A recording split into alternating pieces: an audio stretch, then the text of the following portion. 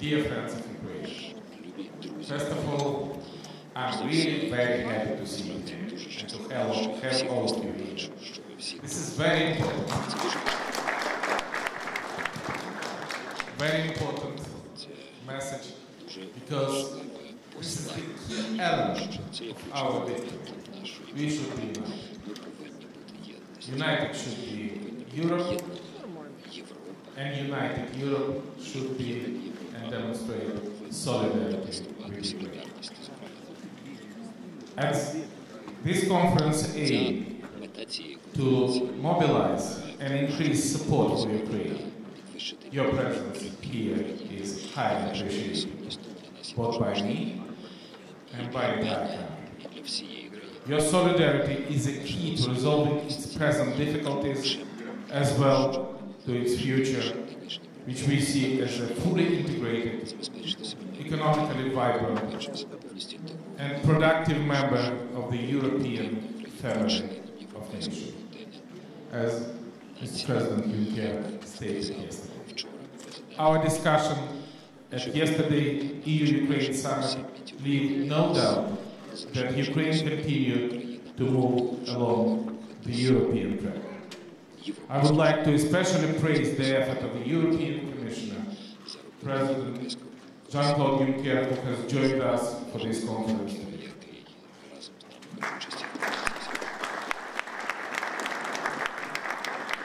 Every day is a fight for Ukraine, fight for two fronts. One is the struggle to preserve freedom, independence, and territorial integrity. Another is to fight to survive economically, root out the corruption, and carry out the comprehensive and even very painful reform to make new, revitalized, forward-looking Ukraine in reality. This is all about turning Ukraine into a fair and free democracy and civil society which functioning according to the rule of law and a body of legislation inspired by European values and European tradition of law, morality, and thought. And of course it is also about this new Ukraine that is not afraid to throw all its broken levers and rocket gears onto the pool of optimism.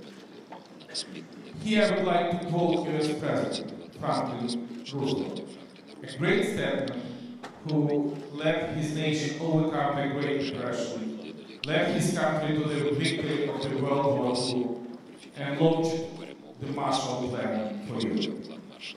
I'm sure everyone here in this distinguished audience is familiar with these words. He spoke them in 1933, when he was elected the president for the first time, and when the United States of America was in the middle of what was perhaps the greatest economic crisis in the history. In addressing the American people, President Roosevelt said, "This is the time to speak the truth, the whole truth, frankly and boldly. We should not shrink from the honestly facing conditions in our country today. This great nation will endure, and it has endured, will revive, and will prosper. So first of all, let me assert my firm belief that the only thing we have to achieve is peace itself. As the President of Ukraine, I strongly feel these words are very relevant to my country. The Ukrainian people have proven that they have no fear, in both fronts, on our front in the east, and on our front for providing reform. And today we also call the world to be decisive and stand for Ukraine. When Crimea was annexed in a blatant violation of the international law, and when the Russian troops crossed the sovereign nation border, probably no one would have imagined that Ukraine would be able to rise to the situation, bring back its army and mobilize our society to give a strong response to the enemy. It was no less of a surprise that for many our Europe to become as united. And the transatlantic community was so consolidated as now. It was again reasserted that values come first, and that democracy and freedom are the cornerstone of the Western civilization, which are underpinned що є основоположною цінністю ідеї процвітання та зростання.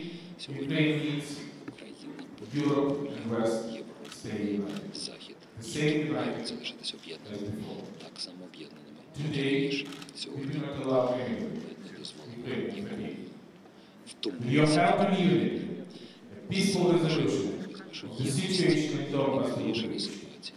And the Minsk agreement achieved with a great, coordinated and determined efforts of our partner must be implemented in full. We are still under the threat of war. That's a reality.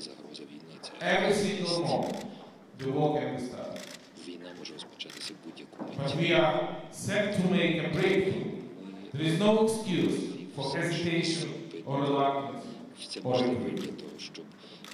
Distinguished colleagues, Ukraine's political transformation since the revolution of dignity has given birth to the new grassroots leadership that is recording for driving positive change. Deoligarchization, demonopolization, deregulation, and decentralization, and also very important, fighting against corruption. Real fighting, this is the main avenues of our reform. Like no other else, we are interested in seeing the results of this reform as soon as possible. But the reform couldn't have been launched with the old power formed by autocratic and kleptocratic regime of the previous president. And we managed to adhere the highest democratic standard to dissolve all parliament and elect new pro-European parliament to drive changes in my country. And the election, first of all, the election, free and fair, the most free and fair election in our history. Formation, the new coalition in a very short period of time. Formation, the new government in a very short period of time, in fact, has become our first sound of the reform. From these fresh democratic roots, framework for the sustainable development was created in Ukraine's strategic vision 2012. Ukraine's government program for the 2015 includes both the strategic vision, the reform agenda, and both are reflected in the government coalition agreement, which was presented by the Prime Minister. All three documents are built around Ukraine-EU Association Agreement agenda and are aligned with the commitments under the agreement with the International Monetary Fund. Cooperation between all stakeholders of the reform process is key and made the work with the prior President, Prime Minister, Government, and Parliament. And we demonstrate a unique form of our coordination. The National Reform Council was established under my leadership to drive the discussion and coordinate the reform across the three branches of power with the input, very strong input of the civil society. With the support of the EU delegation in Ukraine, we have developed a reform monitor framework to assist Council to track and to coordinate reform. We have created the efficient reform team, and I am proud that the government consists of many reform-oriented professionals with a top international education and a great achievements, who are driving to implement the best world standard in Ukraine. Citizens of Lithuania, United States of America, Georgia, were granted Ukrainian passports and now share responsibility for the reform. несуть спільну відповідальність за проведення реформ. Just a few days ago, I signed a decree appointing the former Slovak Prime Minister Mikola Šulić as my advisor. And this team believes in our country, and their work today inspires the world to believe in Ukraine. Combating corruption was set as remain our absolutely top priority. And the newly established National Anti-Corruption Bureau, which was designed according to the best international standards, has been launched. The Bureau work is enlarged part of geared toward the restoring confidence in Ukraine. Constitutional reform, including the decentralization, reform in the judicial and civil service, transparency of the public procurement procedures, changes in the tax code, measures to restore trust in the Ukrainian banking sector, and energy efficiency policy are all the processes being delivered for the sake of Ukraine's international credibility and for the benefit of the nation. We are also revising a list of state-owned enterprises set for the extensive privatization, most of it this year. The essence of this process is very simple. We do not prepare to revision of previous privatization. Despite the demands of society, we do not. But we are destroying monopoly of a small group of crony businesses and alienating them from the usual rent-seeking practice. We seek to introduce new rules of the game. This will still allow growth for the large business, but will reserve them for adding value, creating jobs, boosting competitiveness.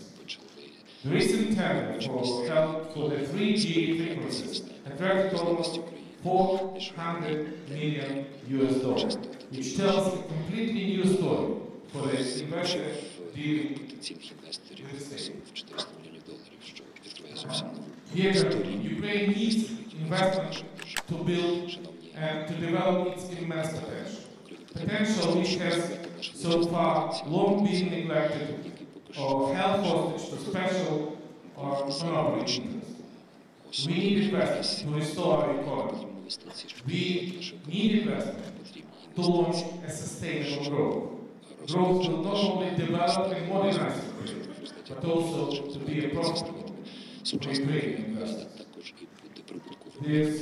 There will be no doubt that you, together with every Ukrainian who has desire and ability, can do business in Ukraine. Ladies and gentlemen, today Ukraine is one of the most promising place in the world. And I hope you will.